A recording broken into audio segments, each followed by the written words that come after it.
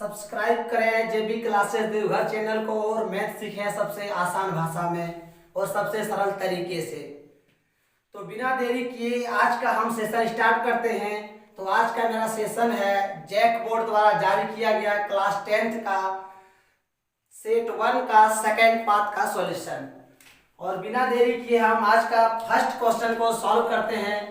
तो स्टूडेंट्स, पहला प्रश्न जो हम लोग के सामने है वो ये प्रश्न है कि उस त्रिभुज ABC का क्षेत्रफल ज्ञात कीजिए जिसके शीर्ष A 5 2 B 4 7 और C 7-4 है।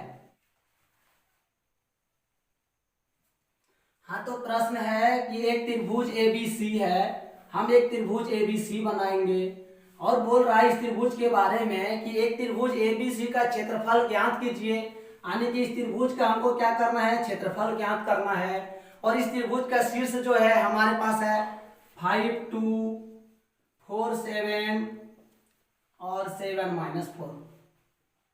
अब हम लोग देखते हैं कि इस त्रिभुज का क्षेत्रफल कैसे होगा। तो इस त्रिभुज का क्षेत्रफल होगा त्रिभुज का क्षेत्रफल बराबर, तो त्रिभुज का क्षेत्रफल बराबर हम सबसे पहले क्या करेंगे, इसका फॉर्मूला लिख देंगे 1/2 x1 y2 minus y3 plus x2 y3 minus y1 plus x3 y1 minus y2। सबसे पहले हमने क्या किया, त्रिभुज का क्षेत्रफल निकालने के इसका फॉर्मूला लिख दिया। अब इसका फॉर्मूला जो था वो नोट कर लिए। उसके बाद अब देखते हैं कि ये x1 y1 x2 y2 क्या होगा इसमें। तो हम इसमें x1 y1 x2 y2 x3 y3 किसी को भी अपने मन से जो हमको पसंद हो जाए उसी को ही हम ले लेंगे।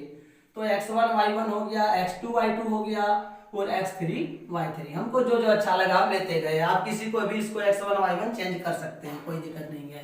अब आराम से हम बिना सोचे समझे बिना घबराए सबसे पहले वैल्यू को पुट करते जाते हैं। जैसे यहाँ पर है x1, तो x1 हम यहाँ पे इसको लिए हैं 5, तो इसके जगह पे 5 लिख देंगे। y2 माइनस y3 है, y2 हमारे पास 7 है तो हम 7 लिख देंगे और y3 हमारे पास 4 है, -4 है तो यहाँ एक माइनस फॉर्मूला वाला, इसके लिए यहाँ +4 हम लिख देंगे। फिर हमारे पास x2 है, x2 का वैल्यू 4 है तो इस जगह पे 4 लिखेंगे। फिर y3 है, y3 का वैल्यू -4 है तो -4 लिखेंगे। और y1 जो है वो y1 का वैल्यू 2 है तो हम यहाँ पे 2 लिखेंगे। फिर हमारे पास x3 है, फॉर्मूला में x3 का वैल्यू जो है वो 7 है तो हम क्या करेंगे, इस जगह पे 7 लिख देंगे। फिर y1 माइनस y2 है तो y1 जो है वो 2 है और y2 जो है वो हमारा 7 है। हम सारे वैल्यू को बारी बारी से एक एक करके इस तरह पुट कर दिए और सभी वैल्यू को पुट करने के बाद अब क्या करेंगे, इसको हम सॉल्व करेंगे। सॉल्व करते हैं तो हमारे पास यहाँ 5 है और ये 7 और 4 ये दोनों को ऐड करेंगे तो 11 हो जाएगा। उसके बाद ये 4 है, ये -4 -2 को ऐड करेंगे तो -6 हो जाएगा। और फिर ये 7 है, 2 - 7 करेंगे तो ये -5 आएगा। इसके बाद अगली देखते हैं आगे क्या हो रहा है। इसके बाद ये गुना में है तो गुना कर देते हैं, प्लस इंटू माइनस करेंगे, -4 गुना 6 करेंगे 24, प्लस इंटू माइनस 7 गुना 5 करेंगे 35। अब आगे हम क्या करेंगे, जो दो ठो माइनस में है वो दोनों को ऐड कर लेंगे और ये वाला 55 को कुछ नहीं करेंगे, दोनों को ऐड करेंगे, ये 59 आ जाएगा। उसके बाद क्या करेंगे, 1/2, ये 55 में 59 को माइनस करेंगे तो 4 बचेगा, वो भी माइनस के साथ, क्योंकि ये दोनों में 59 जो है वो बड़ा नंबर है, उसके पास माइनस है तो यहाँ माइनस लगा दिए। 2 का टेबल में 4 2 टाइम्स में कटेगा तो -2 वर्ग मात्रक होगा, लेकिन हम क्या करेंगे, माइनस को नहीं लिखेंगे, सिर्फ 2 वर्ग मात्रक लिखेंगे। ये हमारा हो जाएगा आंसर। इसके बाद वीडियो को पॉज करके आप लोग इसको नोट कर लेंगे और इसके साथ ही अगली प्रश्न की ओर बढ़ेंगे। तो अब जो अगला प्रश्न है कि धरती पर एक मीनार ऊर्ध्वाधर खड़ी है, मतलब एक मीनार है वो धरती पर है और वो कैसे है, तो ऊर्ध्वाधर खड़ी है। और क्या बोल रहा है कि मीनार के पाद बिंदु से 15 मीटर की दूरी पर स्थित एक बिंदु से मीनार के शिखर का उन्नयन कोण 60 डिग्री है। क्या बोला कि धरती पर एक मीनार खड़ी है और मीनार जो खड़ी है तो क्या है कि उस बिंदु से, मीनार का जो पाद बिंदु है वहां से 15 मीटर की दूरी पर एक बिंदु है और उस बिंदु से मीनार के शिखर का जो कोण है वो क्या है, 60 है। अब बोलता है कि मीनार की ऊंचाई ज्ञात कीजिए, तो हमको निकालना क्या है, मीनार की ऊंचाई। चलिए हम देखते हैं इस क्वेश्चन को सॉल्व कैसे करेंगे। इस क्वेश्चन को सॉल्व करने से पहले सबसे पहले को एक अच्छा सा डायग्राम बनाना होगा, ठीक है। और डायग्राम को हम देखते हैं कैसे बनाएंगे। तो यहाँ पर लिखा है कि धरती पर एक मीनार ऊर्ध्वाधर खड़ी है, तो ऊर्ध्वाधर खड़ी है तो सबसे पहले एक मीनार बनाएंगे यहाँ पे और सीधा दिखा देंगे इसको हम, और इसका नाम भी कुछ अपने मन से दे सकते हैं। मान लेते हैं कि ए बी जो है क्या है, मीनार है।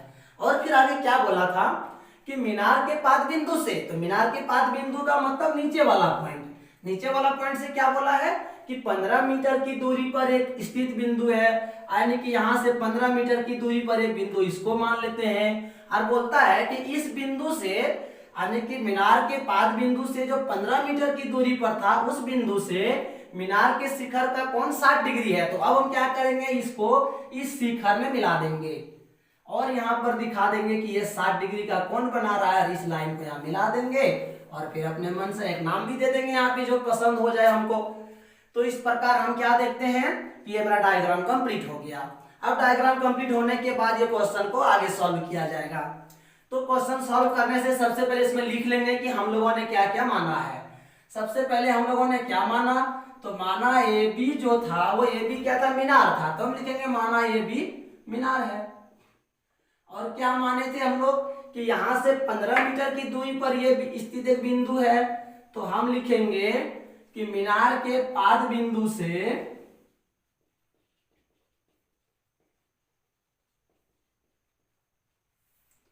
15 मीटर की दूरी पर एक बिंदु सी है, जिससे मीनार के शिखर का उन्नयन कोण 60 डिग्री है। और हम लिख देंगे इस प्रकार ए बी सी एक समकोण त्रिभुज बना, इस प्रकार ए बी सी एक समकोण त्रिभुज बना। सबसे पहले इस प्रश्न में हमको क्या करना पड़ा, सबसे पहले इस प्रश्न में हमको डायग्राम बनाना पड़ा। डायग्राम बनाने के बाद ये हमको लैंग्वेज लिखना है। इतना सा लिखने के बाद ही क्वेश्चन को आगे बढ़ेंगे, इसको सॉल्व करेंगे।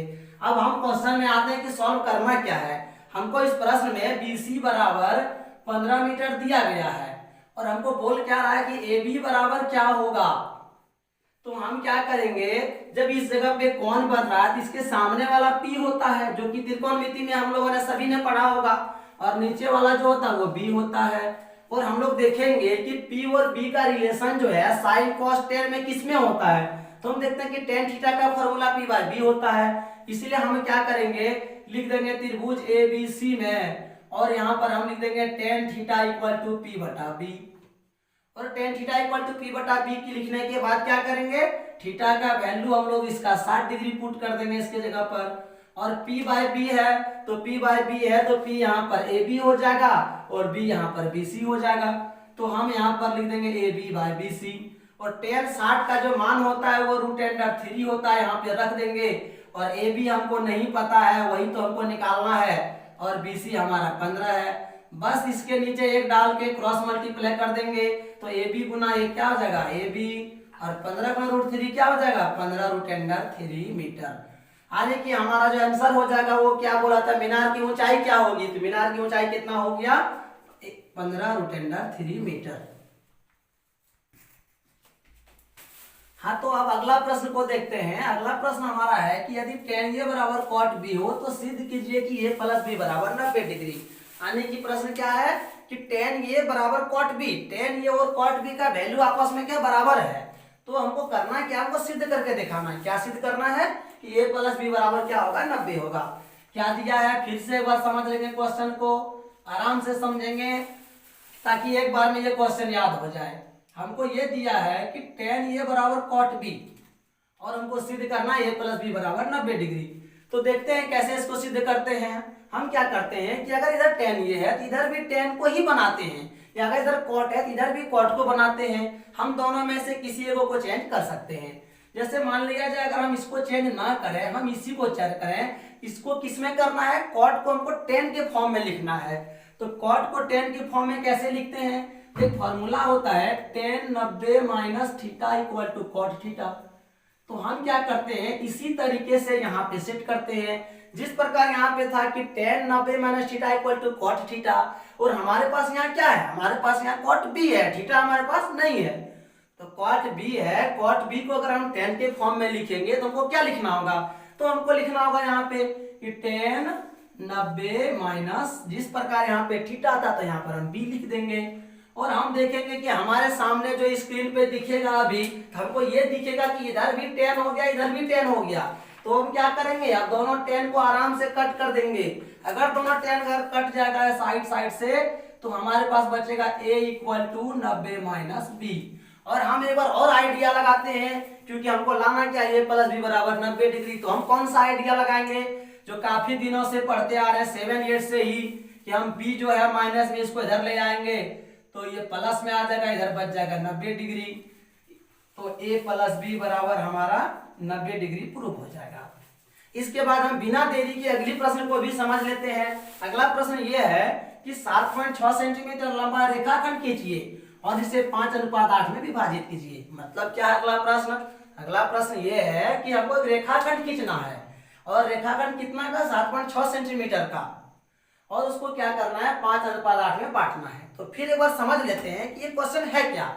ये क्वेश्चन जो है, ये प्रश्न जो है, ये रचना का है, ये रचना से है, कंस्ट्रक्शन जिसको हम इंग्लिश में कहते हैं।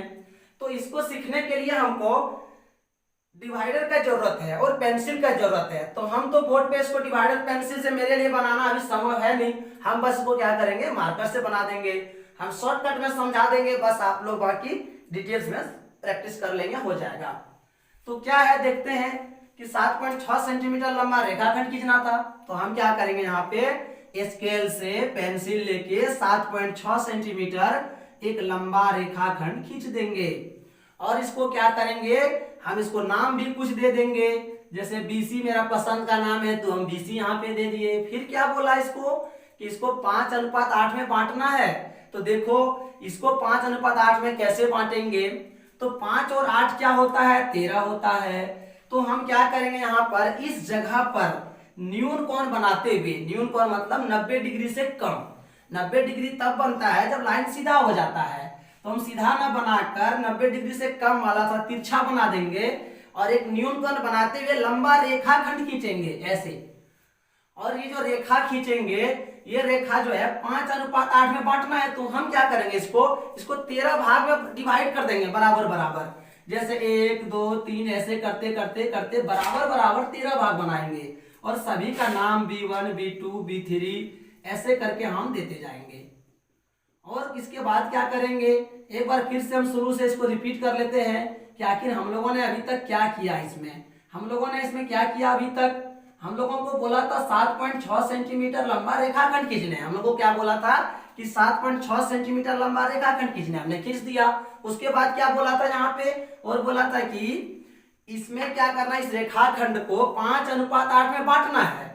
तो हम बांटने के लिए क्या किए, सबसे पहले एक रेखा खींचे, और वो कैसा रेखा खींचे, तो न्यून कोण बनाते हुए, इस जगह पे 90 से छोटा कोण बनाते हुए। और इसको खींचने के बाद हम लोगों ने क्या किया, इस रेखाखंड को बराबर बराबर 13 भाग में बांट दिया। और 13 भाग में बांटने क्यों बांटे, क्योंकि यहाँ पे 5:8 में बोला था, तो 5 और 8 को जोड़ते हैं 13 हो जाता है, इसलिए हमने 13 भाग में बांट दिया। अब क्या बोला कि हमको 5:8 बांटना था।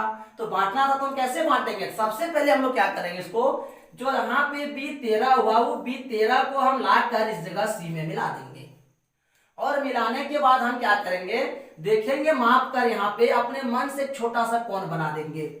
और जितना कोण हम B13 पे बनाएंगे, उतना हम या तो 8 पर बना देंगे या तो 5 पर, क्योंकि 5:8 था। हम 5 पे बना देंगे तो भी मेरा सही हो जाएगा, 8 पे बना देंगे तो भी मेरा सही हो जाएगा। तो चलिए हम 5 पे ही बना देते हैं। हम यहाँ पे क्या करते हैं, एक जितना डिग्री का यहाँ जितना बड़ा कोण बना था इस जगह पे, उतना सा ही B5 जिस जगह है माप के से बना लेते हैं। और फिर क्या करते हैं, ये दोनों का डिस्टेंस माप लेते हैं, जितना इसका डिस्टेंस है, चौड़ाई जो इसका बीच का है, उतना ही चौड़ा इधर से काट देते हैं, जिस जगह कटेगा उसको लाइन में मिला देंगे। तो अब जो मेरा होगा यही बन जाएगा, ये यहाँ से लेकर यहाँ तक, ये दोनों का अनुपात जो हो जाएगा वो 5:8 हो जाएगा। और अब हम इसके बाद अगले प्रश्न को देखते हैं। तो अब जो अगला प्रश्न है, ये भी जो है ये रचना से ही है। ये भी कंस्ट्रक्शन ही है। इसमें क्या बोला है कि 5 सेंटीमीटर त्रिज्या वाला एक वृत्त पर 2 स्पर्श रेखा खींचे। अन्य एक वृत्त है 5 सेंटीमीटर त्रिज्या वाला, पहले वो बनाना होगा और फिर क्या करना है, इस पर 2 स्पर्श रेखा खींचना है। और जो स्पर्श रेखा बोलता है वो 60 डिग्री के कोण पे हो। तो देखो इसको कैसे बनाते हैं। सबसे पहले हम क्या करते हैं कि डिवाइडर से 5 सेंटीमीटर माप के स्केल में और उससे एक वृत्त खींच लेते हैं जो कितना होना चाहिए, 5 सेंटीमीटर त्रिज्या वाला होना चाहिए। उसके बाद चलिए अगर हम ये वृत्त खींच लेते हैं, इसके बाद क्या बोला है कि इस पर 2 स्पर्श रेखा खींचना है जो 60 डिग्री के कोण पे हो। तो जरा एक बार याद कर लेते हैं कि स्पर्श रेखा क्या होता है। तो स्पर्श रेखा क्या होता है कि जैसे ये वृत्त है, अब कहीं भी इसमें इस वृत्त पर बाहरी कोई भी बिंदु से 2 लाइन हमको खींचना है जो वृत्त को क्या करे, एक बिंदु पर ही टच करे। यहाँ भी एक बिंदु को टच करके आगे निकल जाए और यहाँ भी क्या होना चाहिए, एक बिंदु को ही टच करके आगे निकल जाए। अगर हम यहाँ से भी खींचना चाहेंगे तो खींच सकते हैं, इधर से भी ऐसे करके, बट होना क्या चाहिए कि वो वृत्त को एक ही बिंदु पर टच करे और टच करके आगे निकल जाए। ठीक है। दूसरी बात क्या है कि अगर हमको यहाँ पे स्पर्श रेखा खींचना है 2 ठो और वो 60 डिग्री के कोण पे झुका हो, तो इसके लिए हमको क्या करना होगा, तो हम 60 डिग्री यहाँ पर कैसे जानेंगे कि यहाँ 60 डिग्री बनेगा। और इस जगह पे हमको बनाने का कोई आइडिया नहीं है, लेकिन हम एक चीज जरूर जानते हैं कि अगर यदि यहाँ सेंटर हो और सेंटर से जो स्पर्श रेखा पर लाइन जाती है तो वो यहाँ पे क्या करते हैं, 90 डिग्री का कोण बनाते हैं। उसी प्रकार यहाँ भी क्या होते हैं कि अगर सेंटर से इधर भी स्पर्श रेखा पर त्रिज्या जाएगी तो ये भी क्या करते हैं, 90 डिग्री कोण बनता है। और एक दिमाग लगाने का चीज है कि अगर यहाँ पे 90 डिग्री कोण बन गया, यहाँ 90 डिग्री कोण बन गया, और हमको क्वेश्चन में क्या बोला है कि ऑलरेडी 60 डिग्री यहाँ झुका होना चाहिए बोला है, तो यहाँ पे एक चीज याद करना और होगा हम लोगों को कि यहाँ 90, यहाँ 90, यहाँ 60 और टोटल मिलाकर जो होता है वो 360 होता है। तो हम क्या करेंगे, यहाँ पे क्या आइडिया लगाने की बात हम बार बार कर रहे हैं कि अगर यदि यहाँ 90, 90, 180 और 60, 240 हो गया तो यहाँ वाला कितना होगा, और यही वाला एंगल हम सेंटर पे बना देंगे तो ये वाला ऑलरेडी मेरा 60 का बन जाएगा। तो यहाँ पे कितना बनेगा, तो ये 90, 90 जोड़ के 60 जोड़ के माइनस करेंगे 360 में, तो यहाँ पे कितना बचेगा, 120 डिग्री का। तो इसी तरह से इस प्रश्न को बनाएंगे। कैसे बनाएंगे, हम क्या बोले अभी कि सबसे पहले 5 सेंटीमीटर त्रिज्या वाला वृत्त खींच लें। ठीक है, वृत्त खींचा गया। उसके बाद क्या करना है, इस पर हमको यहाँ पर सेंटर जो है इस जगह पर 2 को ऐसे लाइन खींचना है, 2 को रेडियस ऐसे लेना है कि ये दोनों एक दूसरे से 120 डिग्री पर झुका हो। और जब ये दोनों एक दूसरे से 120 डिग्री पर झुका रहेगा, उसके बाद यहाँ पे क्या करेंगे, 90 डिग्री कोण बनाकर स्पर्श रेखा खींचेंगे ऐसे, और इस जगह से भी 90 डिग्री कोण बनाएंगे और जितने इक्वल में जाएगा उसको ऐसे मिला देंगे तो ऑलरेडी यहाँ पर जो होगा वो 60 का बन जाएगा। ठीक है, तो इसको अच्छे से प्रैक्टिस कर लेना है स्केल और डिवाइडर लेकर। उसके बाद फिर हम अब अगली प्रश्न को देखेंगे। हाँ, तो अगला प्रश्न है कि एक थैले में 1 लाल, 5 काली और 3 नीली गेंद है। एक थैला है, उसमें 3 प्रकार का गेंद है, 3 रंग का गेंद है। एक रंग है लाल, दूसरा है काला, नीला। और बोलता है कि निशा बिना थैले के अंदर झांके इनमें से एक गेंद निकालती है, और निशा क्या करती है, थैले के अंदर बिना देखे एक गेंद उससे निकाल लेती है। एक गेंद था निशा के पास, इसमें 3 रंग का गेंद था। अब वो क्या करती है, बिना थैले को देखे ये गेंद निकालती है। अब कहता क्या है, इसकी प्रायिकता क्या है। अब इसकी प्रायिकता क्या होगा कि वह गेंद काली हो, लाल हो या नीली हो। देखते हैं, ये प्रश्न प्रायिकता का है। हमको इसमें क्या है कि एक थैला है जिसमें 3 रंग का गेंद है और फिर प्रायिकता निकालना बारी बारी से। तो सबसे पहले हम यहाँ क्या करेंगे, सबको बायोडाटा एक बार नोट कर लेते हैं। हम लिख देंगे यहाँ पर लाल गेंद की संख्या। तो लाल गेंद की जो संख्या है वो हमारे पास कितना है, 1 है। फिर हम लिखेंगे काली गेंद की संख्या। तो काली गेंद की जो संख्या है वो हमारे पास कितना है, तो काली गेंद की संख्या 5 है। फिर हम लिखेंगे नीली गेंद की संख्या। तो नीली गेंद की संख्या कितनी है, तो नीली गेंद की संख्या हमारे पास है 3। लिख लिए बारी बारी से। उसके बाद एक बार हम और लिख लेंगे यहाँ पर कुल गेंद की संख्या। तो कुल गेंद की संख्या कितना है, तो कुल गेंद की संख्या है, तीनों को हम जोड़ देंगे, 1 + 5 + 3। तो जोड़ देंगे तो हम 5, 1, 6 और 3 कितना हो गया, 9 हो गया। अब हमको क्या बोला, यहाँ पे प्रायिकता निकालना है। पहले जो प्रायिकता निकालना है वो किसका निकालना है? तो पहले प्रायिकता हमको निकालना है लाल है, सॉरी काली है। हमको पहला प्रायिकता किसका निकालना है? काली है।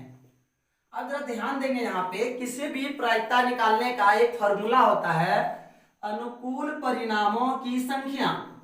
अनुकूल परिणामों की संख्या। और क्या होता है? बाय होता है। क्या होता है? अनुकूल परिणामों की संख्या बाय कुल परिणामों की संख्या, यही फॉर्मूला होता है। तो अनुकूल परिणामों की संख्या बाय कुल परिणामों की संख्या। अब अनुकूल परिणामों की संख्या क्या हुआ? तो काली अगर हमको निकालना है तो उसकी जो संख्या है वही क्या हो जाएगा? अनुकूल परिणामों की संख्या। और काली यहाँ पर जो है वो कितना है? 5 है। तो अनुकूल परिणामों की संख्या हमारा कितना हो गया? 5।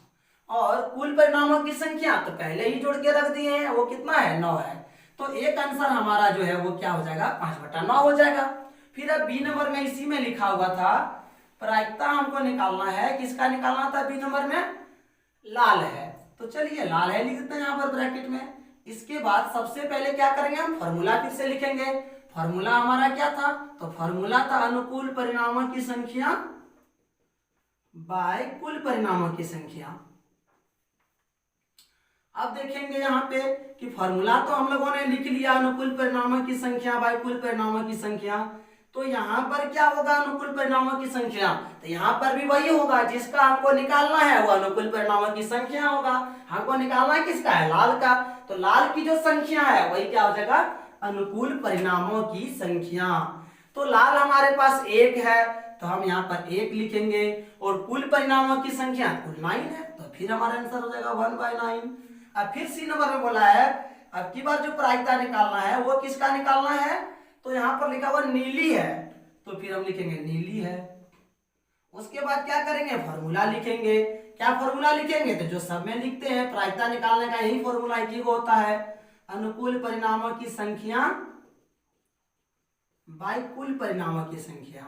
अब की बार फिर इसके लिए अनुकूल परिणामों की संख्या, तो यहाँ पर हम लोगों को नीला गेंद का निकालना है। तो नीला गेंद हमारे पास कितना था? नीला हमारे पास 3 था, तो अनुकूल में हम 3 लिखेंगे और कुल में हम 9 लिखेंगे। हाँ, एक चीज और है कि अगर कहीं कट जाए तो हम कटा भी देंगे। इन दोनों में कटा नहीं था कोई, लेकिन इसमें कटने वाला है। जैसे 3 का टेबल में 3 1 जा 3, 3 3 जा 9, तो यहाँ पे 1/3 इसको हम लिख देंगे और ये हमारा आंसर होगा। इसके बाद हम अगली प्रश्न को देखते हैं कि अगली प्रश्न क्या है। हाँ, तो अब अगला प्रश्न है कि 7 मीटर ऊंचे भवन के शिखर से एक केबल टावर के शिखर का उन्नयन कोण 60 डिग्री है और इसके पाद का अवनमन कोण 45 डिग्री है, तो टावर की ऊंचाई ज्ञात कीजिए। क्या है प्रश्न? कि 7 मीटर ऊंचा भवन है और इसके शिखर से, किसके शिखर? भवन का शिखर से केबल टावर का शिखर का उन्नयन कोण 60 डिग्री है और इसके पाद का अवनमन कोण 45 डिग्री है। मतलब 7 मीटर ऊंचा एक भवन है। मान लिया जाए यहाँ पे हम क्या करते हैं कि एक 7 मीटर ऊंचा भवन बना देते हैं। हम इसका अपने मन से नाम भी दे ही देते हैं साथ ही साथ। उसके बाद क्या बोला कि 7 मीटर ऊंचा भवन जो है इसके शिखर मतलब उसके ऊपर वाला पार्ट, इससे जो है केबल टावर का शिखर मतलब एक केबल टावर है और वो क्या होना चाहिए? इससे ऊंचा होना चाहिए, तब ना इसका शिखर से कौन बनेगा? एक लंबा बनाते हैं। और बोला था कि 7 मीटर ऊंचा जो भवन है उसके शिखर से केबल टावर का शिखर, इसका जो उन्नयन कोण है वो कितना है? तो वो 60 डिग्री है। और क्या बोला है कि इसके पाद का अवनमन कोण 45 डिग्री है। किसके पाद का? तो भवन के, क्योंकि यहाँ बोला कि भवन के शिखर से केबल टावर के शिखर का उन्नयन कोण, तो इसके पाद का अवनमन, पाद बिंदु नीचे वाला होता है और अवनमन कोण जो होता है वो कहाँ पे बनता है? तो अवनमन कोण इस जगह पे बनता है। तो फिर से एक बार समझ लेते हैं। बोला था कि 7 मीटर ऊंचे भवन के शिखर से, एक 7 मीटर ऊंचा भवन ले लिए, केबल टावर के शिखर का उन्नयन कोण, एक केबल टावर बना लिए, इसका नाम दे दिए, कुछ भी मान लिया जाए, और इसका कोण 60 डिग्री था उन्नयन, तो बना दिए। फिर आगे बोला था इसके पाद का अवनमन जो है 45 डिग्री है, तो अवनमन ऊपर वाला कोण को कहते हैं, वहां 45 बना दिए। अब बोलता टावर की ऊंचाई ज्ञात कीजिए। हमको क्या ज्ञात करना है? टावर की ऊंचाई, यानी कि ये CD जो टोटल होगा वो क्या होगा। तो हम लोग देखो कैसे सॉल्व करते हैं इसको। जिस प्रकार एक पिछला क्वेश्चन ऐसा पढ़ चुके हैं हम लोग इस चैप्टर का कि सबसे पहले लिखना होगा इसमें कि माना ए बी जो है, ए बी एक भवन है, और फिर क्या है, सी डी जो है वो केवल टावर है। तो सी डी क्या है, केवल टावर है। इतना सा कम से कम लिख देना है। और उसके बाद लिख सकते हैं डायरेक्ट यहां पर भी हम लोग, अगर लंबा ना करना चाहे तो इस प्रकार AEC तथा EBD या DEB दो समकोण त्रिभुज बना।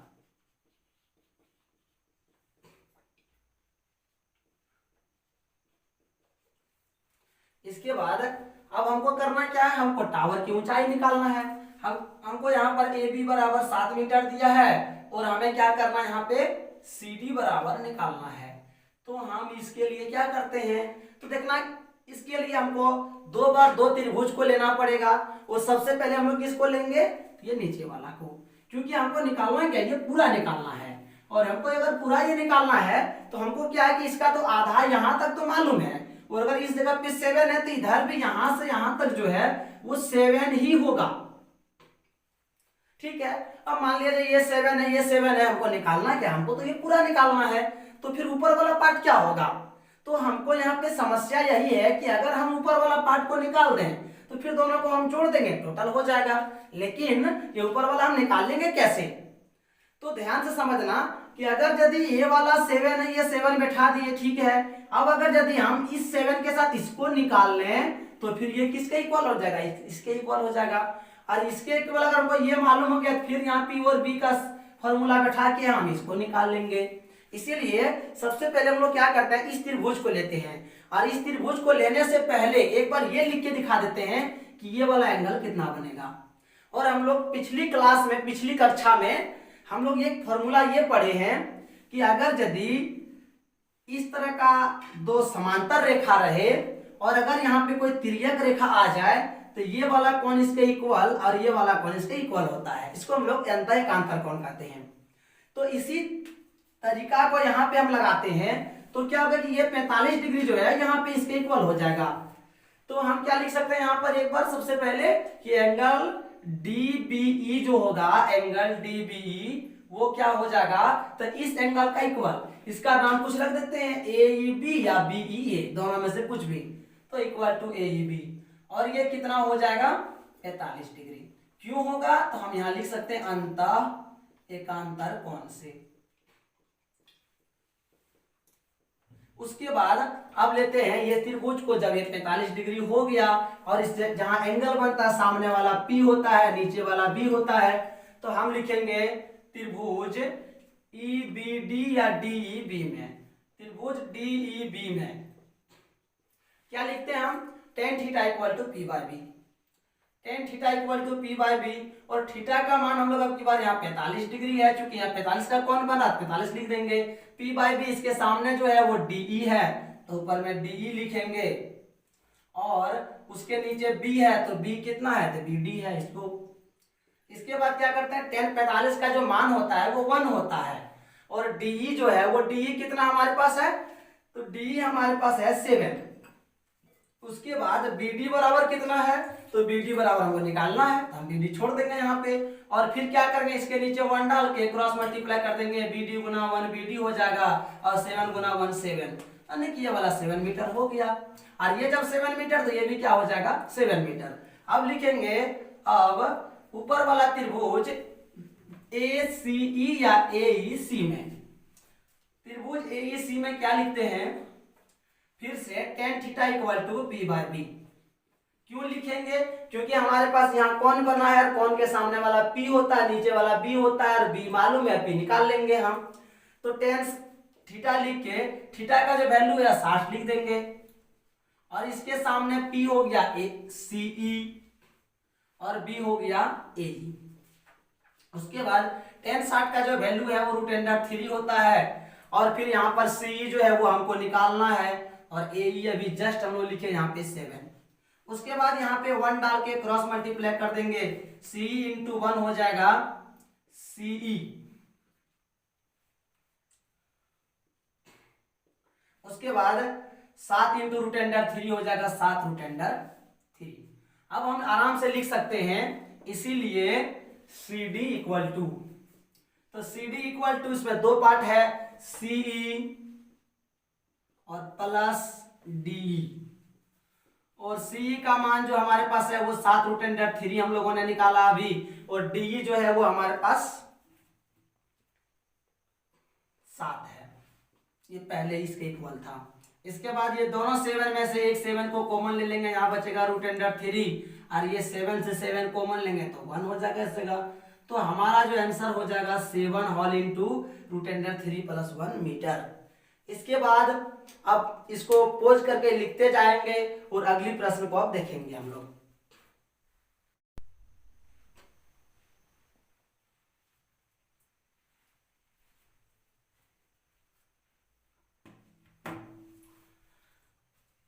अब जो अगला प्रश्न है, एक खिलौना की त्रिज्या 3.5 सेंटीमीटर वाले शंकु के आकार का है, जो उसी त्रिज्या वाले अर्धगोले पर है।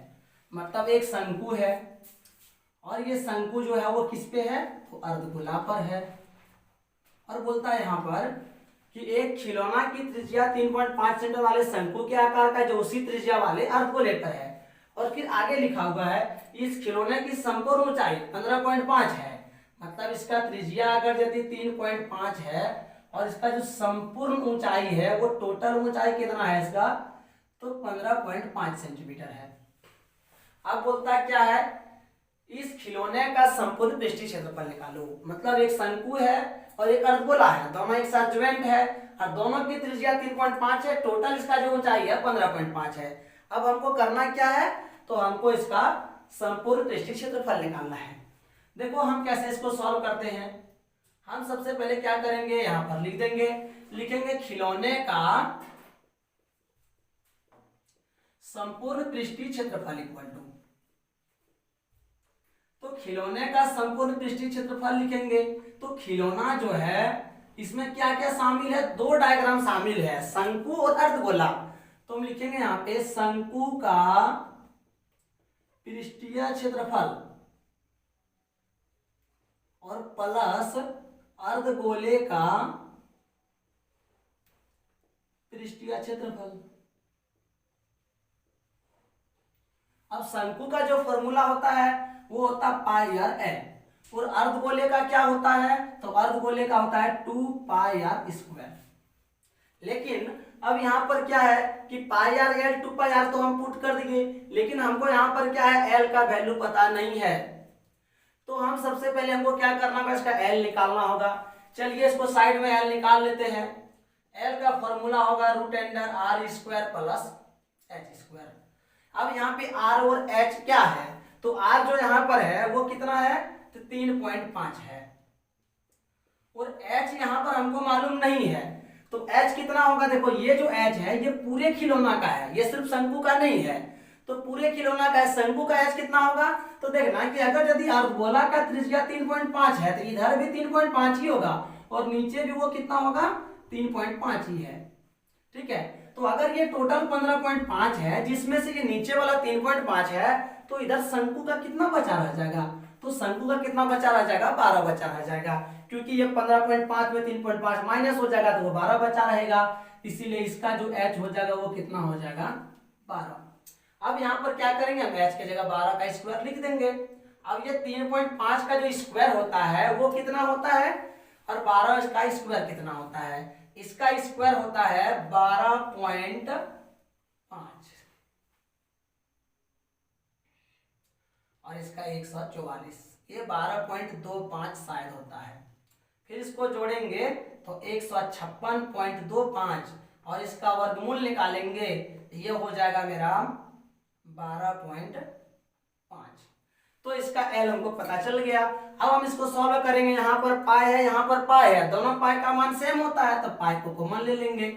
और अब यहाँ जो आर है, आर भी दोनों का सेम है तो आर को भी हम कॉमन ले लेंगे। यहाँ क्या बचेगा, यहाँ एल बचा रह जाएगा। और अगर यहाँ पाई कॉमन ले लिए, आर कॉमन ले लिए, तो यहाँ क्या 2 बचा रह गया, आर स्क्वायर में एक आर ले लिए, सिर्फ आर बचा। इसके बाद अब क्या करेंगे, वैल्यू पुट करेंगे। पाई का 22/7 है, आर का जो है वो 3.5 है, एल का भी जस्ट हमें निकाला 12.5 और 2 इंटू आर जो है वो आर कितना है, तो आर का वैल्यू यहाँ पर है 3.5। अब देखेंगे 22/7 इंटू 3.5 इंटू 12.5 प्लस इसको इंटू कर देंगे तो 7.0 हो जाएगा। अब ये हो गया 22/7 इंटू 3.5 और 12 और 7 को जोड़ेंगे तो 19.5 हो जाएगा। इसके बाद 7 का टेबल में ये 0.5 बार में इंटू कर देंगे, फिर हो जाएगा 22 इंटू 0.5 इंटू 19.5। अब इस सबको इंटू कर देंगे, 22 से 0.5 करेंगे तो हाफ हो जाएगा उसका 11 को फिर किसमें कर देंगे 19.5 में। चलिए साइड में गुना करके दिखा देते हैं। 19.5 इंटू 11 तो 5 हो जाएगा, 9 हो जाएगा, 1 हो जाएगा, फिर 5 फिर 9 फिर 1 फिर 5 जोड़ेंगे 14 4 1 होगा, 9 1 10 11 होगा, 1 1 2 हो जाएगा। उसके बाद एक डिजिट के बाद पॉइंट है, पॉइंट बैठा दिए। तो इस प्रकार हमारा जो आंसर हो गया वो कितना हो गया 214.5 सेंटीमीटर स्क्वायर। ठीक है, इसके बाद अब जो अगला प्रश्न है उसको हम लोग देखते हैं। हाँ, तो अब जो अगला प्रश्न है, एक ठोस एक अर्धगोले पर खड़े शंकु के आकार का है। मतलब एक ठोस है और वो कैसा है, तो अर्धगोले पर खड़े शंकु के आकार का, मतलब इसमें दोनों है, पहले शंकु भी है एक ठो और उसी में क्या है फिर एक ठो अर्धगोला भी है और ये इसी पे शामिल है, दोनों मिलके ठोस बनता है। एक ठोस जो है अर्धगोला और शंकु से मिलकर बना है। बोलता जिनकी त्रिज्या 1 सेंटीमीटर है, इसकी त्रिज्याएं जो है शंकु का भी 1 सेंटीमीटर है और अर्धगोले का भी 1 सेंटीमीटर है। अब क्या बोलता है, तो शंकु की ऊंचाई उसकी त्रिज्या के बराबर है। देखना क्या बोला था कि इसकी त्रिज्या शंकु वाला जो है वो अर्धगोले की त्रिज्या के बराबर है। ठीक है, तो दोनों की त्रिज्या 1 हो गया। उसके बाद और क्या बोला यहाँ पे कि जो शंकु की जो ऊंचाई है उसकी त्रिज्या के बराबर ही है। मतलब इसका जो ऊंचाई यहाँ से यहाँ तक h है, ये क्या है, जितना उसकी त्रिज्या है, त्रिज्या 1 था तो ये भी 1 ही हो जाएगा। अब बोलता है इस ठोस का आयतन निकालना है पाई के पदों में। चलिए सॉल्व करते हैं। हम लोग लिख देंगे एक साथ में ठोस का आयतन इक्वल टू, तो ठोस का आयतन इक्वल टू क्या लिखेंगे, तो सबसे पहले ऊपर में एक शंकु है तो शंकु लिख देंगे। और देखो इस ठोस में एक और डायग्राम शामिल है, क्या शामिल था, तो एक अर्धगोला भी था, तो शंकु का आयतन प्लस अर्धगोले का आयतन। अब देखना है कि शंकु का जो आयतन होता है उसका फॉर्मूला क्या होता है, तो शंकु का आयतन का 1/3 पाई आर स्क्वायर एच और अर्धगोले का क्या होता है, अर्धगोले का होता है 2/3 पाई आर क्यूब। ठीक है, अब यहाँ देखेंगे हम लोग शंकु का फॉर्मूला लिख दिए, अर्धगोले का लिख दिए। अब दोनों में कॉमन क्या आ सकता है, सबसे पहले क्या करेंगे कॉमन ले लेंगे। तो यहाँ पे 2/3 सॉरी यहाँ पे 1/3, यहाँ पर 2/3, तो 2/3 का मतलब हो गया 2 गुना 1/3, यानी कि हम कह सकते हैं कि यहाँ पर 2/3 है, मतलब वहां 2/3 नहीं, वहां क्या है 2 गुना 1/3 है। तो अगर यदि हम 1/3 को भी कॉमन ले लें, क्योंकि यहाँ भी 1/3 है और 1/3 कॉमन ले लेंगे तब हम, तो फिर क्या होगा, अच्छा और भी तो कुछ कॉमन आएगा तो उसको भी ले लेते हैं। जैसे पाई यहाँ पर, तो पाई को भी कॉमन ले लेते हैं। उसके बाद यहाँ पर आर में स्क्वायर है, यहाँ आर में पावर 3 है और आर सबका सेम है, तो आर स्क्वायर को हम कॉमन ले लेते हैं।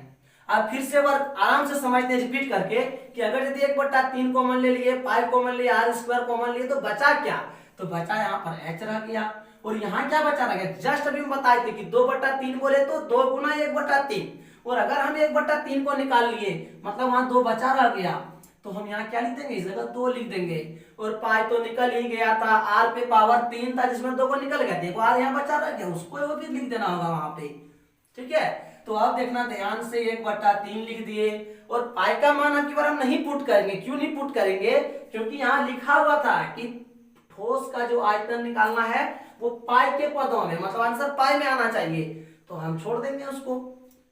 उसके बाद आर का वैल्यू जो है वो आर का दिया हुआ था, देखो 1, तो हम यहाँ पर 1 का स्क्वायर लिख देते हैं। फिर h का जो वैल्यू है तो h भी 1 था तो 1 लिखेंगे और 2 इंटू फिर r का वैल्यू 1 लिखेंगे।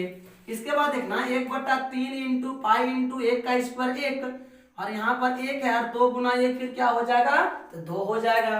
उसके बाद फिर देखना 1/3 पाई इंटू 1 इंटू 2 और 1 जोड़ेंगे तो 3, फिर 3 3 कट जाएगा, तो हमारे पास बच्चा क्या रहेगा, पाई गुना 1 पाई सेंटीमीटर क्यूब, क्योंकि आयतन जो है पावर 3 में निकलता है।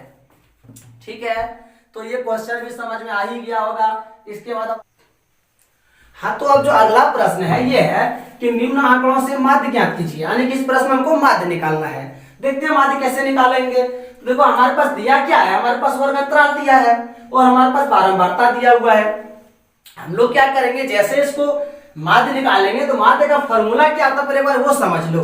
तो माध्य का फॉर्मूला होता है sigma F x by sigma F, ये फॉर्मूला होता है। अब यहाँ सिग्मा एफ एक्स और सिग्मा एफ क्या है वो समझेंगे। देखो ये सारा एफ जो है उसको हम जोड़ देंगे, इसी को क्या कहते हैं, सिग्मा एफ कहते हैं। चलिए सबको जोड़ते हैं, 5 8 13, 13 3 16 8 24 36 के 0 बचेगा 3 3 आ रही है यहाँ 4, 40 हो गया। अब सिग्मा एफ एक्स क्या है वो देखते हैं। सिग्मा एफ एक्स, तो सिग्मा एफ एक्स जानने से पहले हमको पहले एक्स जानना होगा। एक्स क्या है, तो मध्य बिंदु है। कैसे इसको पता निकालते हैं, तो देखो जैसे 0 10 है, इसके बीच का जो है वो मध्य बिंदु होता है। तो 0 और 10 के बीच में क्या है, 5 है। फिर 10 और 20 के बीच में क्या है, 15 है। इसका निकालने का तरीका भी है कि ये दोनों को जोड़ के 2 से भाग दे दो। जैसे इसका निकालना तो 20 + 30 कर देंगे और फिर 2 से भाग दे देंगे तो 50/2 हो जाएगा, तो 25 आएगा। तो वैसे देखो इसलिए हम 25 लिख देंगे। फिर इसके बीच का क्या आएगा, तो 35 आ जाएगा। इसके बीच का क्या आएगा, 45 आएगा। और इसका क्या आ जाएगा, 55 आएगा। अब समझना हमको निकालना क्या था कि fx क्या होता है। fx क्या होता था, हम पहले क्या किए, यहाँ पे x निकाल दिए। और देखो जैसे यहाँ fx है तो f गुना x, यानी कि दोनों को गुना कर देंगे तो 5 गुना 5 हो जाएगा 25, 8 गुना 15 हो जाएगा 120, 25 गुना 10 करेंगे 250, 35 गुना 3 करेंगे 105, 45 गुना 8 करेंगे, चलो गुना कर लेते हैं। 8 गुना 5 के 40 के 0 बचा, 4 8 32 और 4 36, 6 गुना 5 करेंगे 30 के 0 बचा, 3 6 5 30 और 3 33।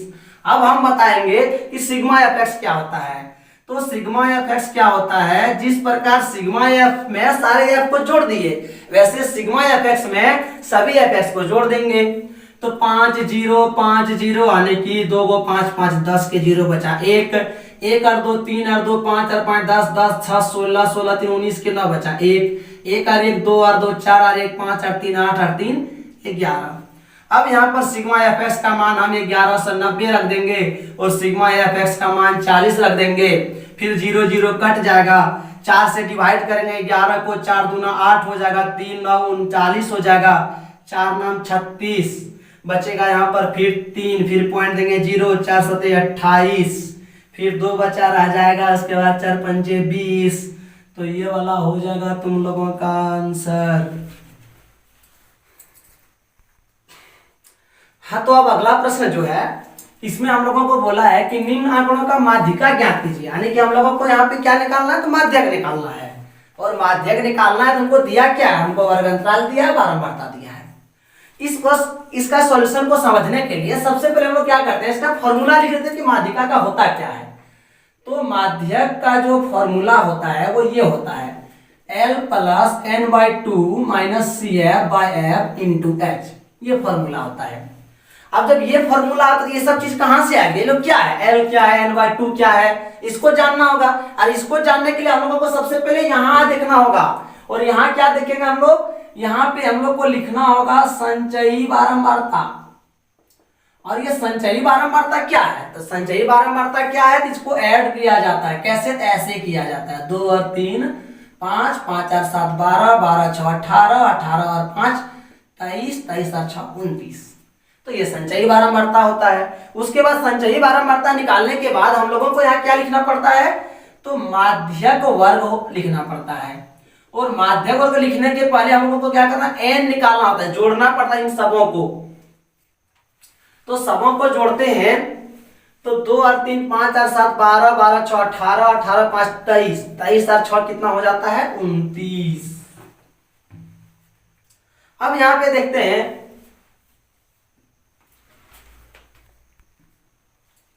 सॉरी दोस्तों यहाँ पे थोड़ा सा लिखने में मिस्टेक हो गया था, यहाँ पर 6 होगा। और एक बार फिर से हम समझ लेते हैं इसको। यहाँ पर 2 है, 2 3 5, 5 7 12, 12 6 18, 18 और 6 यहाँ पर 24 होगा, और 24 और 6 यहाँ पर क्या होगा 30 होगा, और यहाँ पर n बराबर भी क्या होगा 30 होगा। अब देखो ये माध्यक वर्ग क्या होता है, तो माध्यक वर्ग क्या होता है, तो n/2 से अधिक संचयी बारंबारता वाला वर्ग, n/2 से अधिक संचयी बारंबारता, n/2 कितना, तो n अगर 30 है तो n/2 15 हो जाएगा, और 15 से अधिक संचयी बारंबारता इसमें देखेंगे तो 15 से अधिक यहाँ पर जो है 18, और 18 का जो वर्ग अंतराल है वही क्या हो जाता है माध्यक वर्ग होता है। माध्यक वर्ग क्या होता है, n/2 से अधिक संचयी बारंबारता वाला वर्ग, और n/2 यहाँ पर n 30 है तो n/2 उसका आधा आधा कर देंगे तो 15 हो जाएगा, और 15 से अधिक तो यहाँ 18 है, 18 का जो वर्ग अंतराल है कितना 55 70, तो वही 55 70 क्या हो जाएगा इसका माध्यक वर्ग। उसके बाद अब माध्यक वर्ग लिखने के बाद यहाँ पर क्या लिखेंगे l, तो l बराबर क्या हो जाएगा, तो l बराबर इसका निम्न सीमा होता है, माध्यक वर्ग की निम्न सीमा यानी कि 55। फिर यहाँ पर क्या है l के बाद, फिर यहाँ पर क्या है, तो l के बाद अब देखो n/2 है, तो n/2 तो हम पहले ही बता दिए कि 30 का आधा 15 हो जाएगा।